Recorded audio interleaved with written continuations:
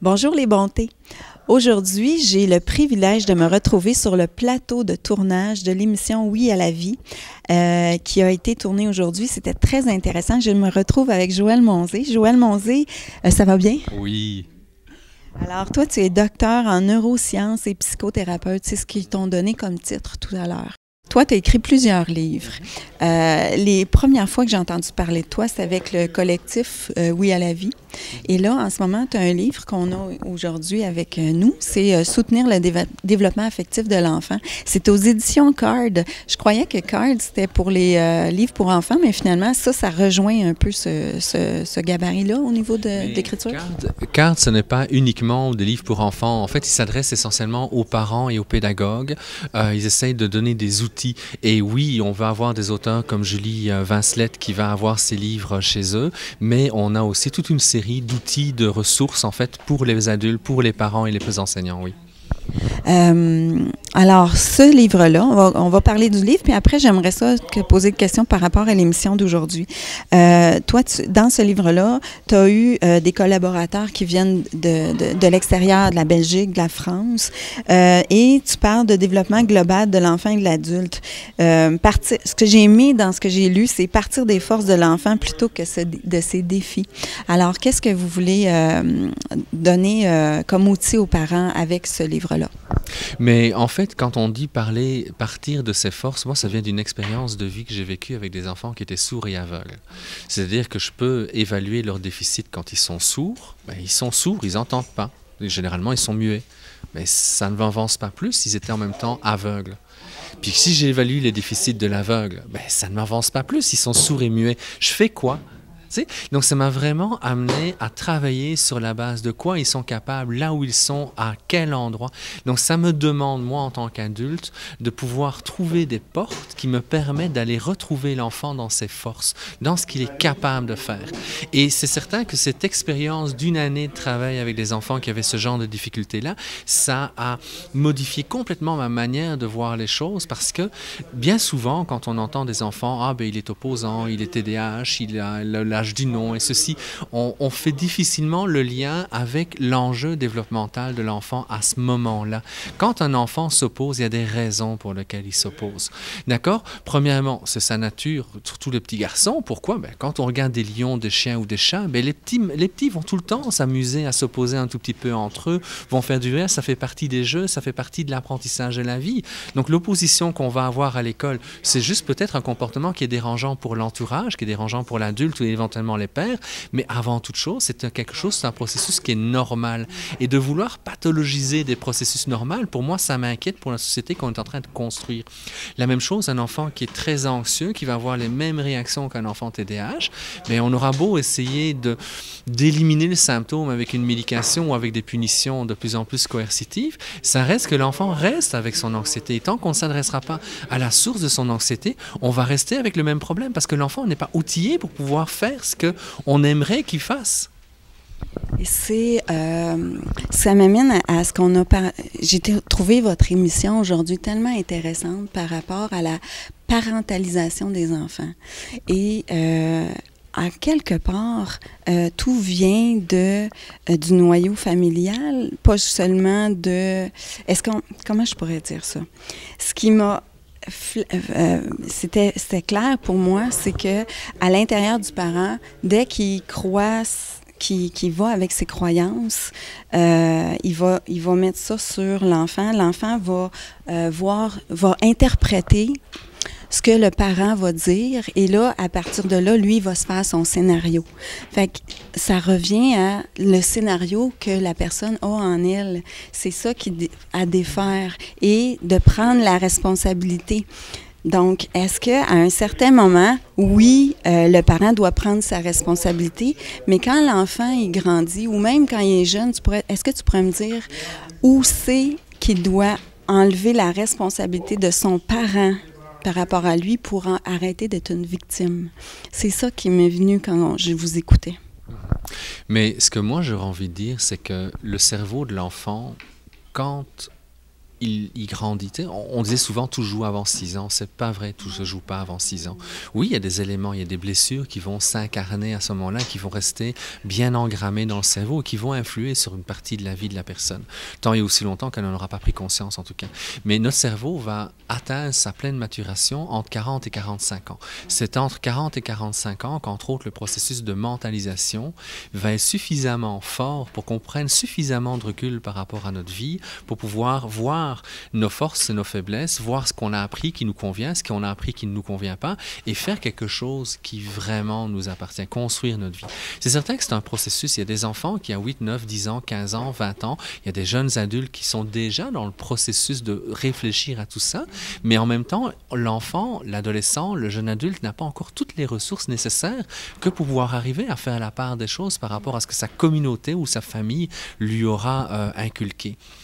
Donc, l'important est de vraiment aider l'enfant à construire ce sentiment, j'existe, je suis une personne à part entière et j'ai des frontières. Faire respecter la frontière de l'enfant. Moi, ce que je trouve parfois triste, c'est quand on dit à des enfants qui se disputent, va jouer avec ton ami, tu ne devrais pas rejeter cet ami-là. Mais nous, les adultes, on ne nous impose pas les amitiés. Je veux dire, on travaille dans des équipes et parfois, il y a une personne avec laquelle on a plus de difficultés. Ça demande tout un travail. Et on est adulte, on a un cerveau qui est pas mal plus développé qu'un enfant de 3, 4, 5 ans. Donc, comment l'enfant va réagir quand on lui impose, par exemple, des amis? À ce moment-là, il va devoir oublier qu'il y a une petite voix intérieure. Il va oublier sa personnalité. Oui, il oublie qui il est, en fait, et il va satisfaire aux besoins des autres. Il va complètement se couper de lui. Alors, moi, j'ai pas envie de le voir comme une victime, parce que c'est comme si, quelque part, en victimisant l'enfant, on lui empêche aussi sa part de responsabilité. Mais en même temps, un enfant, sa part de responsabilité, c'est d'être un enfant. Même si parfois ça nous dérange. Des enfants qui bougent dans une classe, des enfants qui bougent dans une maison. Au restaurant, les gens, ils ne peuvent pas endurer un enfant qui est tannant ou on leur donne des iPads ou iPhones pour rester tranquille. Oui, puis moi je me souviens d'un atelier que j'avais animé il y a quelques années où il y avait une maman qui a dit avec toute sa générosité, tu sais, ma job est déjà tellement dure et difficile et stressante. Quand je rentre à la maison, je veux vraiment la sainte paix. Le seul problème, c'est qu'elle avait 2 gars. 2 gars très toniques. C'est certain que les enfants, avec une maman qui veut avoir la paix, mais ils vont venir la chercher. C'est comme moi, quand j'ouvrais des livres, mes enfants avaient 3 ans, il fallait que j'ouvre un livre et les enfants venaient systématiquement taper sur le livre parce que pour eux, même s'ils étaient en train de jouer avec leur poupée ou avec leur camion, c'est pas grave. Il fallait attirer d'une manière ou d'une autre mon attention. C'est normal, ils ont passé une journée à la garderie, ils ont passé une journée à gauche ou à droite, ils me revoient, moi je reviens du travail où je suis allé faire des commissions. Ils ont besoin de ce contact et ils vont utiliser des stratégies qui sont les leurs. Alors, c'est certain que si on a un parent qui est malade, c'est peut-être pas le moment d'aller taper sur son livre. Donc, il faut simplement accompagner les enfants. Je dis, tu sais, je te comprends de vouloir l'attention de ton papa ou de ta maman, mais pour le moment, c'est pas le moment. Tu sais, maman est dépressive, papa est en burn-out. Donc, c'est d'accompagner, c'est d'aider l'enfant.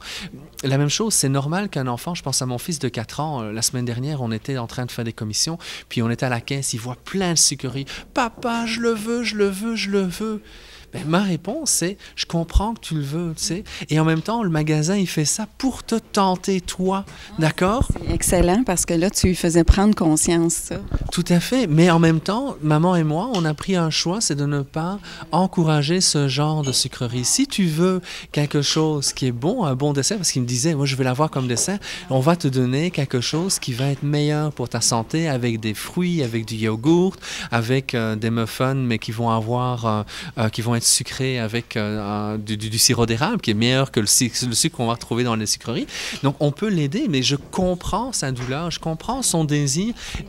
C'est là la grande différence. C'est ne pas juste fais ce que je te dis, pas ce que je fais. C'est de ne pas juste dire non, mais ce que je vois, c'est que tu es dans la totale authenticité. Tu te respectes toi, dans toi, ce que tu as décidé de donner, mais tu lui expliques en même temps. C'est là la grande différence. Et c'est là qu'on ne victimise pas non plus un enfant. Mon fils n'est pas victime d'une propagande marketing. C'est correct que le magasin fasse ça. C'est légitime. Le magasin, il veut survivre. Et en vendant des sucreries, ça contribue à l'équilibre financier du magasin. Donc, c'est correct. Mais moi, comme parent, j'ai une décision. Tu sais, la première fois que mon fils a fait la crise du bacon dans le magasin, c'est un autre magasin, mais c'est souvent là que nos enfants vont nous mettre au défi de réagir d'une manière la plus noble possible. Mais je me suis assis à côté de lui, je dis, ben moi aussi je vais bouder. Puis je me suis mis à comme si je boudais. Mais en 2 minutes, c'était terminé la crise du bacon. Il savait que ça ne marchait pas. Il n'en a jamais refait par la suite. Et c'est un truc qu'on utilise encore aujourd'hui à la maison. C'est que quand il se met à bouder, je dis, bah, moi aussi, je vais me mettre à bouder. Utiliser l'humour aussi là-dedans. Exactement. Puis lui se voit dans le miroir et dit, ouais, pas mal à ça. Exactement, parce que son besoin à l'enfant, c'est d'être aimé, son besoin, c'est d'avoir un câlin, son besoin, c'est d'être reconnu. Quand je l'imite, quand il a 4 ans, quelque part, je reconnais qu'il n'est pas bien à ce moment-là et je me sers de ses forces, sa générosité, son envie d'être en lien avec moi. Et il se sent sécurisé là-dedans. Puis alors, il vient faire un gros câlin et « Ah, OK, ça va, ça relâche. » Et le lien avec ton enfant, quand c'est comme ça, il me semble qu'il se renforce parce qu'il n'a pas peur de toi parce que tu l'as grondé.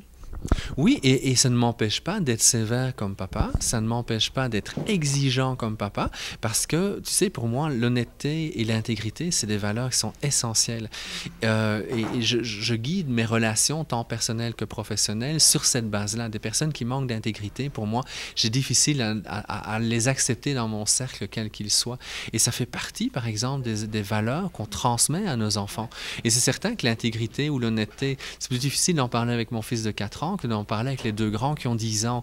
Mais en même temps, en les amenant petit à petit à être eux-mêmes intègres, à sentir c'est quoi l'intégrité, à nommer quand il y a des choses qui se passent, par exemple, à l'école où visiblement il y avait un manque d'intégrité, on lui dit, tu vois, quand on essaie de te faire comprendre, quand toi tu manques d'intégrité, ce que ça fait. Mais toi, tu viens de vivre un peu l'équivalent à l'école. Comprends-tu pourquoi on t'encourage à être une personne qui est honnête? Positionne-toi, sois honnête, parce que être honnête, ça ne veut pas dire faire toujours plaisir à l'autre. On tombe dans le livre de Thomas d'Ansembourg, cessez d'être gentil, soyez vrai. Mais oui, il faut être vrai. Et parfois, être vrai, c'est de dire quelque chose. Tu sais, je t'aime bien, Suzy, mais là, quand tu as dit cette chose-là l'autre jour, ça m'a vraiment fait de la peine. Plutôt que de faire comme si de rien n'était. Faire semblant de rien dire, mais à l'intérieur de toi, par exemple, il se bâtit comme un genre de résistance face à l'autre.